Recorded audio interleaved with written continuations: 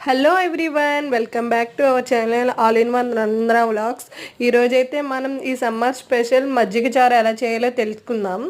ఎప్పుడు కర్రీస్ ఇలాంటివి కాకుండా ఒక్కొక్కసారి మజ్జిగ చారు లాంటివి కూడా ట్రై చేస్తూ ఉంటే హెల్త్కి కూడా చాలా మంచిది, చలవ చేస్తుంది. దీనికి చాలా సింపుల్ అండి, తక్కువ ఐటమ్స్తోనే అయిపోతుంది. ముందు చిన్న రోల్లో అల్లం ఇంకా పచ్చిమిరపకాయలు బాగా దంచుకోవాలి.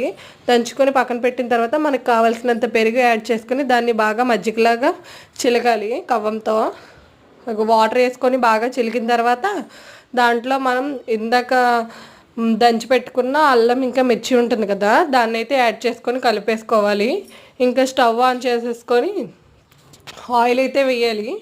ఆయిల్ వేసిన తర్వాత దాంట్లో పోపు ఆవాలు జీలకర్ర అయితే వేసుకోవాలి. వేసుకొని లైట్గా వేగిన తర్వాత దాంట్లో ఆనియన్స్ అయితే వేయాలి. ఇంక ఈ మజ్జిగ చారులో ఇప్పుడే మనం సాల్ట్ కూడా మనకి ఎంత అయితే సరిపోతుందో అంత యాడ్ చేసుకోవాలి. ఉల్లిపాయ అనేది మరీ సన్నంగా కాకుండా ఒక మీడియం ముక్కల్లా లైట్గా పెద్ద ముక్కల్లా కట్ చేసుకోవాలి.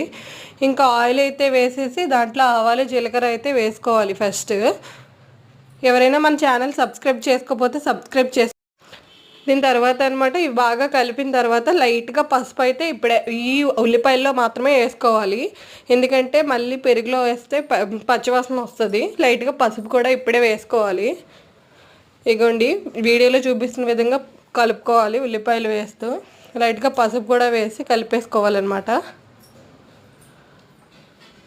ఇంకా ఇది ఈ 50% వేగిన తర్వాత దీంట్లో మజ్జిగ అయితే యాడ్ చేయాలి.